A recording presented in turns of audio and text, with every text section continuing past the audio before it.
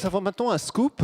Nous avons la chance de pouvoir vous présenter en avant-première les résultats d'une étude Kurt Salmon avec la participation de HEC Paris qui avait pour objectif d'apporter un éclairage inédit, pragmatique et surtout international sur les questions que nous traitons aujourd'hui. Son objectif, décrypter les implications économiques des stratégies de transition énergétique adoptées par l'Allemagne, dont on a parlé ce matin, l'Espagne, dont on n'a pas beaucoup parlé pour le moment, et le Royaume-Uni, avec des options évidemment très différentes. Combien ça coûte, qui paye, combien d'emplois peuvent être créés. Alors je vous demande d'accueillir pour en parler Céline Alléaume, qui est Senior Manager en charge du secteur Utilities and Industry au sein du cabinet Kurt Salmon, et Jérémy Guez, directeur académique du Centre de géopolitique de HEC Paris et professeur affilié d'économie et d'affaires internationales. Je vais les rejoindre au salon. Merci de les applaudir.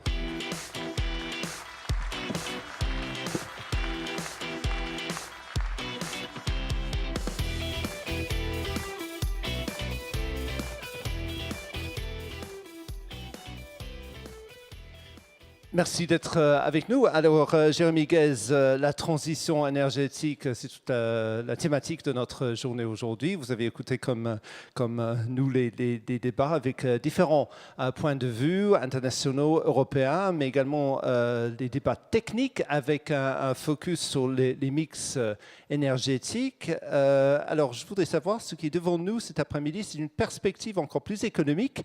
Et nous commençons donc avec la question, quels sont vraiment les grands enjeux économiques de la transition énergétique? C'est vous qui allez nous dire, justement, comme j'ai dit, combien ça coûte, etc.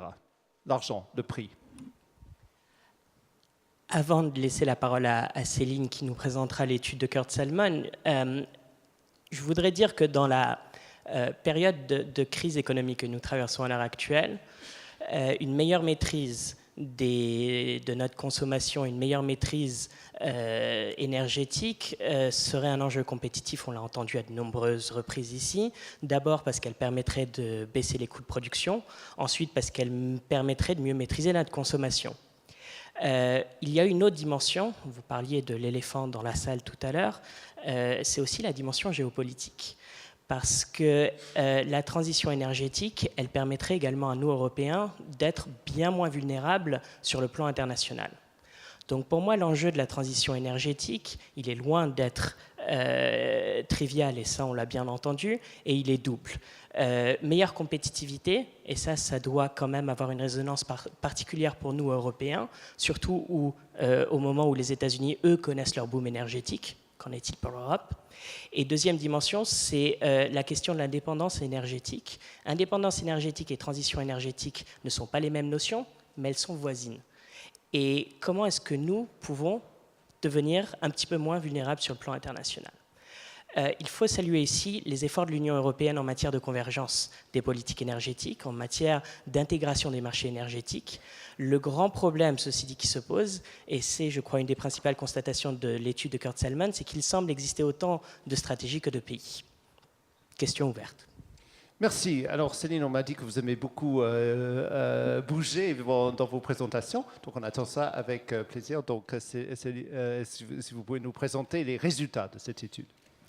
Merci beaucoup, Chieb Marjoub, qui est PDG et CEO de Kurt Salmon, qui a accepté mon invitation cet après-midi, donc qui est assis parmi nous, se joint à moi naturellement pour vous remercier, remercier l'Université Total pour l'opportunité qui nous est donnée de présenter notre point de vue, qui est un point de vue particulier, un point de vue expert, sur les implications non pas tant physiques, énergétiques, que économiques des transitions énergétiques dans 3 pays européens. Nous avons choisi l'Allemagne, l'Espagne et le Royaume-Uni, qui représentent un peu plus de 40% de la consommation pétrolière de l'Union européenne en 2012. Donc transition énergétique, comme ça vient d'être indiqué, 3 pays et en réalité 3 approches différentes. Ça a traversé les discussions tout au long de la matinée.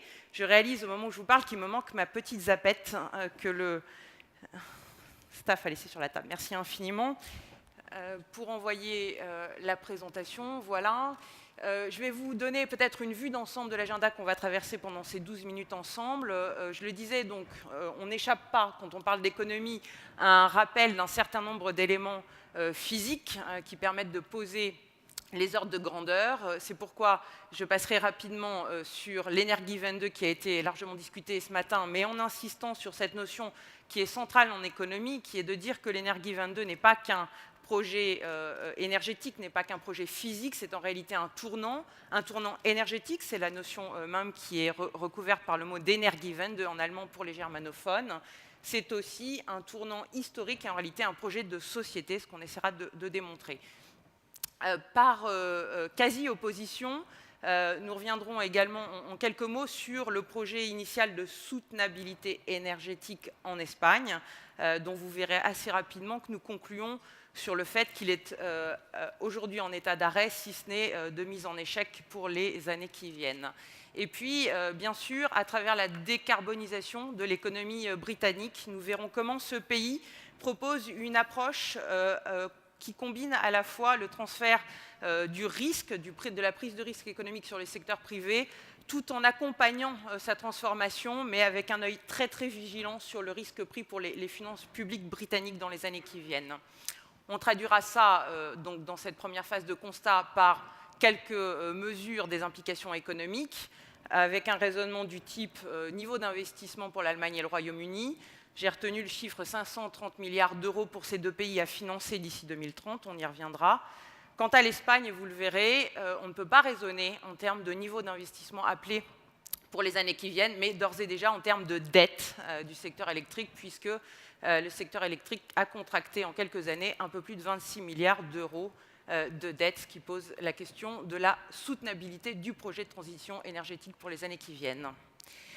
Et puis viendra après les constats le temps des enseignements de l'étude, étude que vous pouvez retrouver sur le site de Kurt Salmon dès aujourd'hui, avec deux types d'enseignements principaux. D'une part, on observe deux types d'approches de financement de la transition énergétique. Je vous le disais tout à l'heure, le Royaume-Uni a une approche qui vise à limiter la prise de risque public, et puis une approche beaucoup plus globale, beaucoup plus engagée d'ores et déjà, celle de l'Allemagne, pour laquelle on peut envisager, même s'il y a là une part de lecture dans la boule de cristal, que la société allemande dans les années qui viennent, compte tenu de l'immensité de ses objectifs et des fonds à lever, engage tous les leviers de financement qui peuvent être mobilisés par une grande puissance économique de ce type.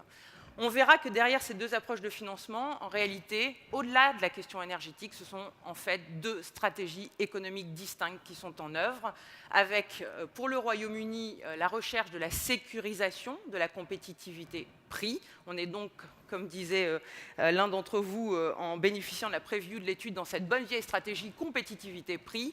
Et pour l'Allemagne, on est dans la recherche d'une compétitivité structurelle par opposition à la compétitivité prix, ou en tout cas plus globale que la seule compétitivité prix. En d'autres termes, on est dans la recherche d'un nouveau modèle de croissance économique. Et puis, dans cette recherche de nouvelle croissance économique, j'apporterai un bémol, et ça sera la conclusion de l'étude, pour vous dire que quand on passe en revue l'ensemble des sources d'information institutionnelles et des différents instituts de recherche économique en Europe sur ces questions-là, on se rend compte qu'il y a encore aujourd'hui une inconnue majeure qui est l'impact des transitions énergétiques sur l'emploi. Énormément de déclarations de filières, en réalité pas d'observatoire institutionnel indiscutable des conséquences réelles des transitions énergétiques dans leur mouvement déjà amorcé dans les années qui viennent, et encore moins des risques induits pour les années qui viennent devant nous. Merci beaucoup. On attaque donc comme convenu par l'Energiewende. Slide suivant, puisque je considérais que la dimension vraiment historique que représente l'Energiewende est un des fondements même du raisonnement économique sous-jacent. Donc même si ce sont des chiffres que vous connaissez et qui ont déjà été discutés certainement ce matin sur le plan physique, je pense qu'il est important d'avoir en tête que l'Allemagne est aujourd'hui le pays dont la capacité de projection de l'évolution de son bilan en énergie primaire est le plus sophistiquée. Vous le voyez ici, c'est la projection du bilan en énergie primaire de l'Allemagne, projetée à l'horizon 2050 par tranche de 5 ans, puis 10 ans, sont évidemment des cadres de référence publiés par le ministère de l'Environnement, de la Conservation naturelle et de la Sûreté nucléaire, le BMU. Et vous voyez que cette projection de référence induit que le bilan en énergie primaire diminue de 50% à l'horizon 2050 sur la base de la référence 2005. Vous voyez aussi également dans les grisés, bleutés et violacés que la part des énergies renouvelables d'environ 5% en 2005 a vocation à passer à 60% du bilan en énergie primaire 2050. J'ai bien entendu tout à l'heure, et à juste titre de la part d'éminents professeurs, que les prévisions à 2050, forcément, il y avait un côté un peu olé olé. Le point intéressant ici, c'est de voir qu'elle retranscrit parfaitement cet engagement des élites, notamment allemandes, et du débat public en général, à se projeter et à organiser la prévision pour donner les bons signaux d'ores et déjà. Pour preuve de l'efficacité de ce mode de pilotage, aujourd'hui, c'est le seul pays en 2015 qui est en ligne sur ses objectifs, et c'est le seul pays de l'Union européenne dont la plupart des experts disent qu'ils sont également en ligne sur leurs objectifs 2020 en matière de renouvelables et en matière de maîtrise de la demande en énergie, nonobstant naturellement l'adaptation des différents programmes de politique publique qui sont en cours de renégociation dans le cadre de la nouvelle coalition. Voilà, donc pour conclure, dire que quand on raisonne économie, il faut prendre en compte la dimension sociétale des choses. La capacité de projection de l'Allemagne, elle est aujourd'hui récupérée par le politique, et c'est ça qui clora mon propos. Angela Merkel elle-même disait de l'Energie 22 avant l'élection qu'il s'agissait d'une tâche herculéenne. Il y a eu un certain nombre de tractations pour éventuellement réviser l'effort à la baisse. Depuis l'élection et la préparation de la coalition, cette même chancelière a défendu devant l'industrie minière allemande il y a à peine quelques jours l'idée que l'Energie 22 devenait un projet central de la société allemande, et elle leur demandait de l'aider en toutes circonstances à en faire une réussite. Par ailleurs, Peter Altermaier, son ministre de l'Environnement, faisait lui-même référence au plus grand effort de reconstruction de la Seconde Guerre mondiale. Pour conclure, Kurt Salmon, en réalité, et vous le verrez plus tard, le compare à l'effort de la réunification des deux Allemagnes. On est bien dans ces ordres de grandeur en termes de financement appelé. J'irai plus rapidement sur le projet espagnol, donc, qui a été théorisé par la doctrine dite de soutenabilité énergétique formalisée à partir de 2007, bien que la transition énergétique espagnole, par le développement, ou en tout cas la tentative de développement d'un leadership dans les ENR, ait démarré bien avant, et notamment sous l'impulsion de directives juridiques émanant des provinces espagnoles. Donc cette doctrine, elle avait deux objectifs long terme. Un, réduire la dépendance aux importations en énergie fossile, et d'autre part, chercher effectivement un leadership de filière dans les ENR, aussi bien éoliennes et solaires que biomasse. Il y a un impératif court terme qui était une donnée d'entrée à cette doctrine, c'est qu'à tout moment, cette transformation devait impliquer la limitation des impacts sur la facture pour le consommateur final. Et c'est là que mon propos va être rapide. Vous voyez sur le graphique de droite l'évolution de la facture du consommateur entre 2003 et 2011. Vous voyez également l'évolution des coûts de l'électricité entre 2003 et 2011. Vous voyez qu'en 8 ans, la facture du consommateur espagnol a augmenté de 63%.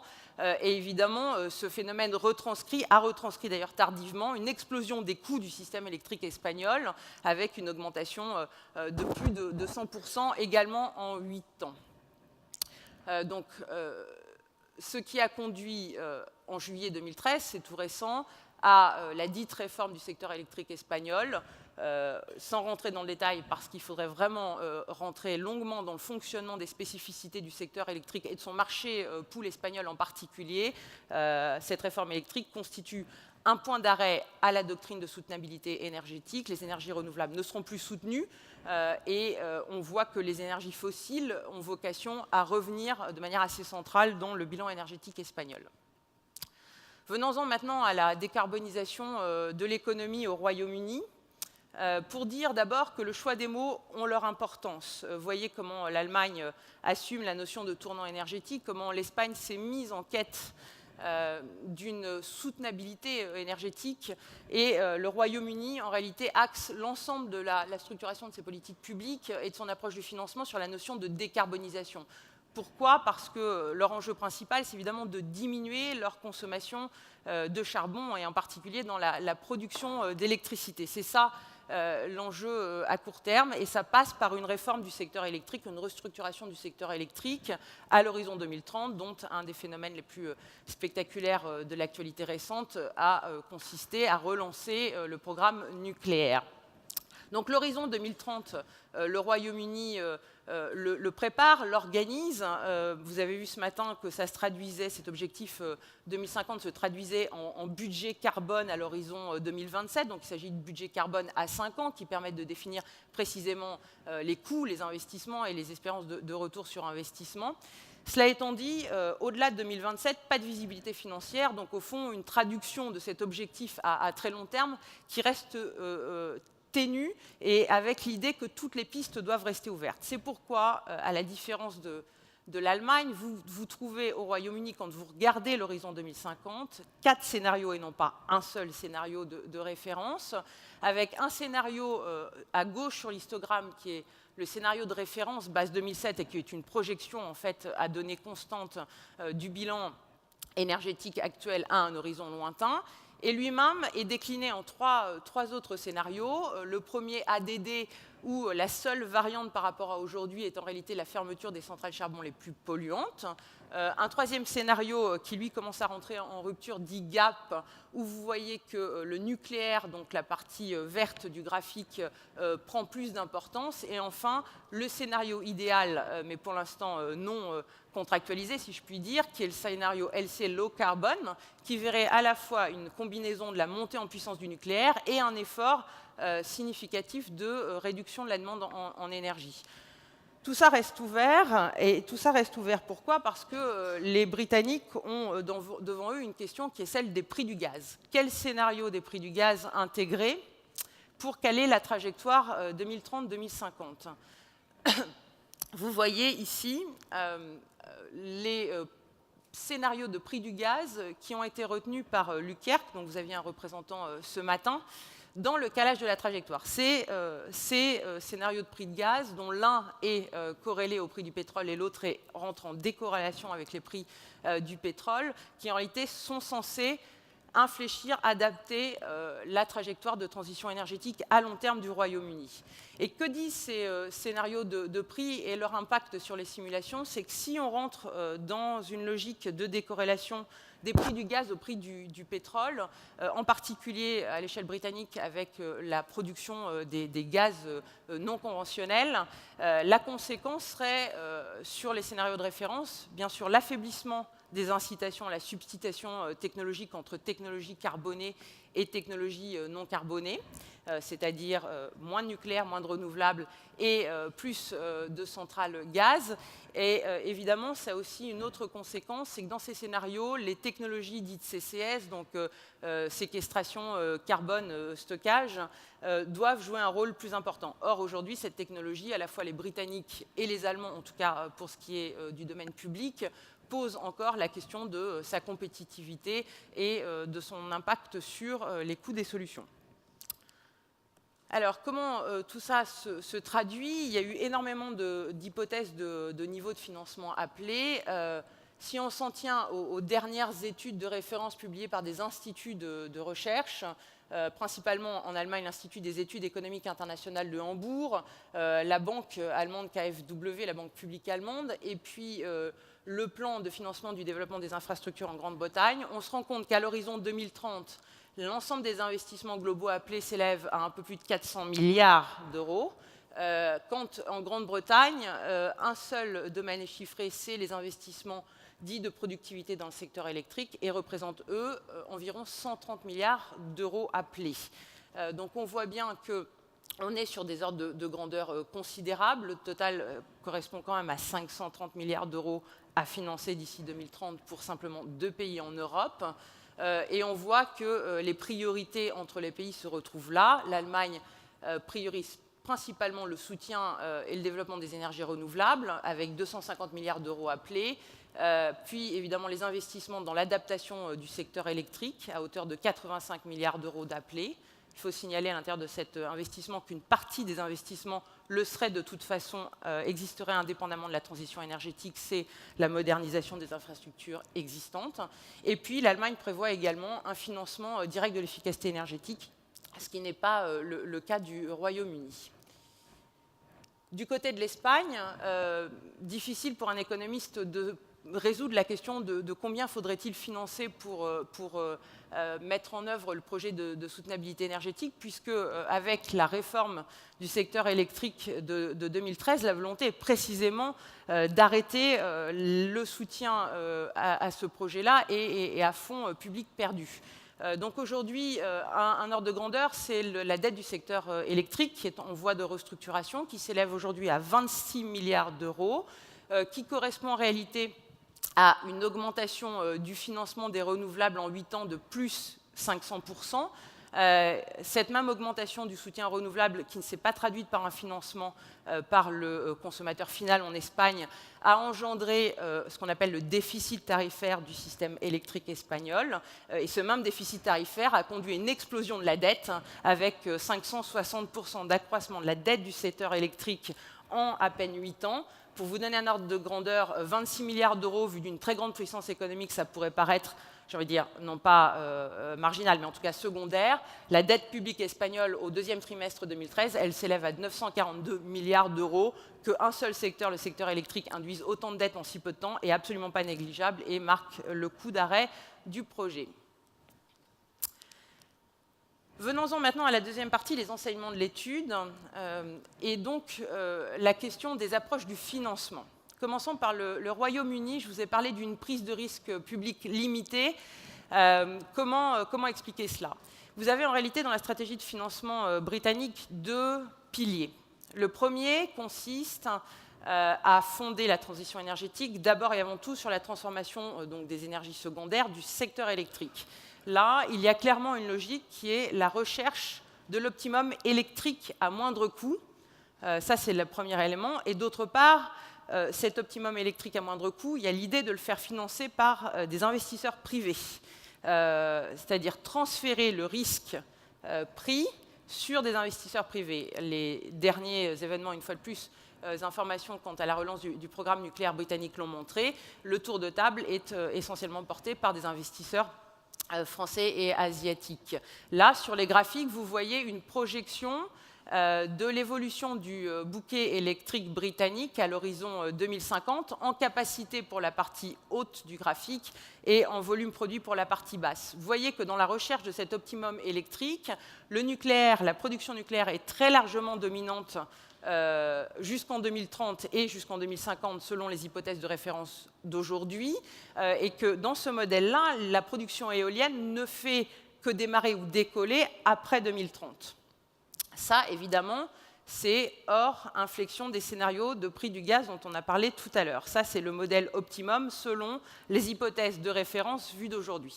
Il y a un deuxième pilier dans cette prise de risque publique limitée, qui est la façon de gouverner par les Britanniques. L'ensemble des mesures de politique publique sont monétisées. Ça veut dire qu'on traduit l'ensemble des mesures de politique publique en termes d'investissement et de retour sur investissement. Il y a des ensembles de mesures de politique publique qui peuvent rentrer dans le cash. Il y en a d'autres qui ne peuvent pas rentrer dans le cash. Ces éléments-là donnent lieu donc à cette fameuse budgétisation à 5 ans.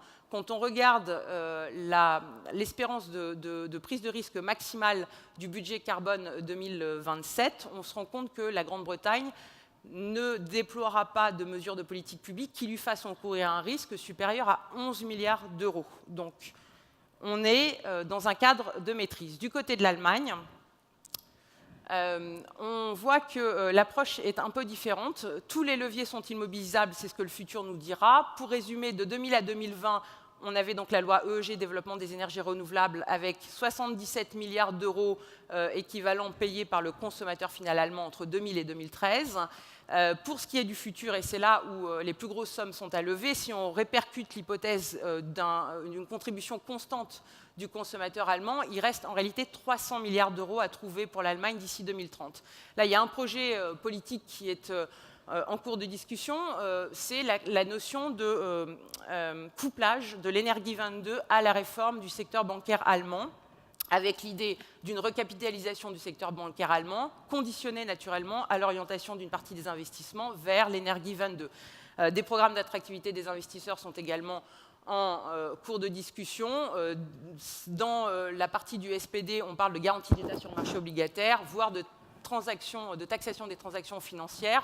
Bref, tout ça reste à caler, on en saura un petit peu plus dans plusieurs mois. Mais quand on regarde ça d'un point de vue économique, on ne peut pas s'empêcher, même s'il y a un côté un peu boule de cristal, je l'accorde, de poser la question de la dette publique face aux investissements appelés. Est-ce que ces mécanismes seront suffisants ou est-ce qu'à un moment ou à un autre, l'Allemagne ne sera pas appelée, si elle maintient son modèle et son engagement, à contester le frein à l'endettement public qui a été introduit dans la Constitution allemande à partir de 2016. Et au fond, après quelques décennies de restructuration de la dette publique allemande, peut-on envisager une relance fiscale dans la prochaine décennie ou dans les 2 prochaines décennies? Il faut dès aujourd'hui se poser la question.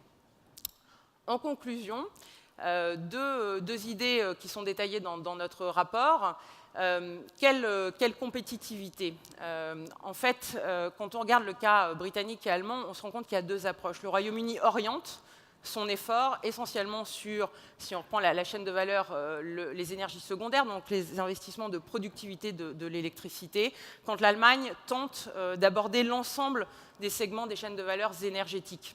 Je ne rentre pas dans tous les leviers qui sont décrits dans le rapport, mais clairement, quand on attaque l'ensemble de la chaîne de valeur énergétique, ça veut dire qu'à la fois on cherche une compétitivité prix de ces filières énergétiques, ça veut dire aussi qu'on agit sur la compétitivité des consommateurs, donc du côté de l'économie de la société, avec d'une part la question du pouvoir d'achat des consommateurs finaux à moyen terme, et également la question de la compétitivité des secteurs tertiaires et industriels en Allemagne. Enfin, petit bémol, effectivement, dans l'ensemble de ces États, il n'y a pas aujourd'hui de dispositif public de mesure des transferts, création, destruction des emplois entre les filières.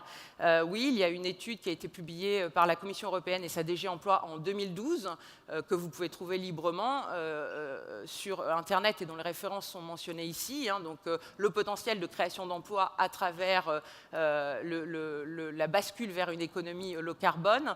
Cette étude, en réalité, vous le verrez, elle émet quelques suspicions. Est-ce que les secteurs économiques non conventionnels de demain pourront substituer la perte d'emploi des industries énergétiques conventionnelles? Le point d'interrogation est ouvert et la suspicion, elle est plutôt en défaveur d'une capacité à substituer les emplois que les secteurs conventionnels devraient perdre dans une logique de compétitivité.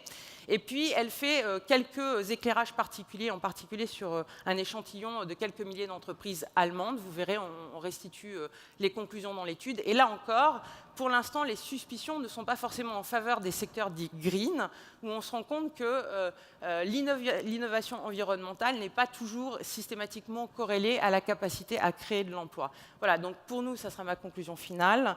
Il va sans dire que la question de l'emploi doit être centrale dans la question de la compétitivité économique demain et qu'elle reste à organiser. Merci pour votre attention. Merci beaucoup, Céline.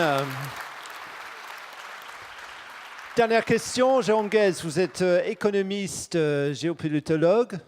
Quand vous voyez tout ça, quelles sont vos conclusions?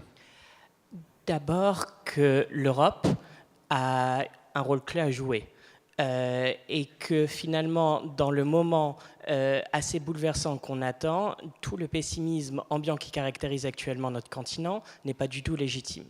Observation numéro 1, c'est que dans le bassin méditerranéen, les découvertes de gaz sont un véritable bouleversement stratégique. À l'heure où nous parlons actuellement, Israël est devenu un exportateur de gaz naturel, dont notamment vers son client l'Europe, qui va devenir par voie de conséquence un petit peu moins dépendante par rapport à la Russie. Deuxième conséquence, c'est que ça dépasse Israël et que ça peut aussi s'appliquer à la Grèce et à Chypre, qui ont une possibilité finalement de réinventer leur modèle économique et de dépasser cette espèce d'état de crise perpétuelle dans laquelle on a l'impression de vivre depuis 2 ou 3 ans. Énorme incertitude géopolitique cependant, c'est sur le rôle de la Turquie. Ankara aujourd'hui se sent lésée, craint le pire si la Grèce décide notamment de déclarer une zone économique exclusive autour de sa petite île de Castellorizo, et qui ferait que finalement Ankara va essayer de polluer le dossier jusqu'au bout, ne serait-ce que pour ralentir le processus. L'Union européenne, dans ce cadre, peut faire ce qu'elle sait faire de mieux, à savoir organiser la gouvernance régionale et essayer de gérer ces tensions au mieux. Ironie de l'histoire, c'est qu'on croyait que ces économies du Sud allaient courir à la perte de l'Union européenne. C'est peut-être grâce à ces économies de l'Europe du Sud que l'Union européenne va regagner sa conscience stratégique, plus exactement. C'est peut-être la Grèce et Chypre qui sauveront l'Union européenne.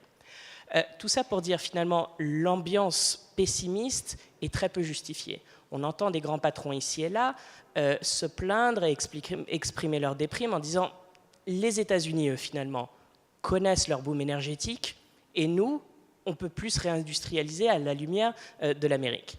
Cette observation, elle est doublement fausse. Elle est fausse d'abord parce que déjà toutes ces découvertes gazières dans le bassin méditerranéen montrent que l'Europe peut avoir un modèle économique énergétique fondé sur le gaz, peut-être qui font écho d'ailleurs à l'option éventuelle de la Grande-Bretagne en matière de ses réserves de gaz de schiste. Deuxièmement, elle repose sur cette idée que finalement la seule voie de sortie dans la crise, c'est la réindustrialisation. Les Américains ne sont pas en train de se réindustrialiser. Ils sont en train d'organiser leur boom énergétique et essayer finalement de faire en sorte que toutes les retombées de ce boom énergétique soient les plus diffuses possibles et bénéficient à l'économie au sens large. On est coincé dans cette équation hier égale aujourd'hui égale demain, qui a toujours été fausse en matière d'économie, qui a toujours été fausse en matière de management. On est coincé dans cette équation. Il y a une énorme opportunité pour l'Union européenne d'en sortir aujourd'hui. Pascal Pic nous disait tout à l'heure, nous rappelait l'importance de la démographie, ce que je résumerais de manière très simpliste, l'importance d'avoir des enfants.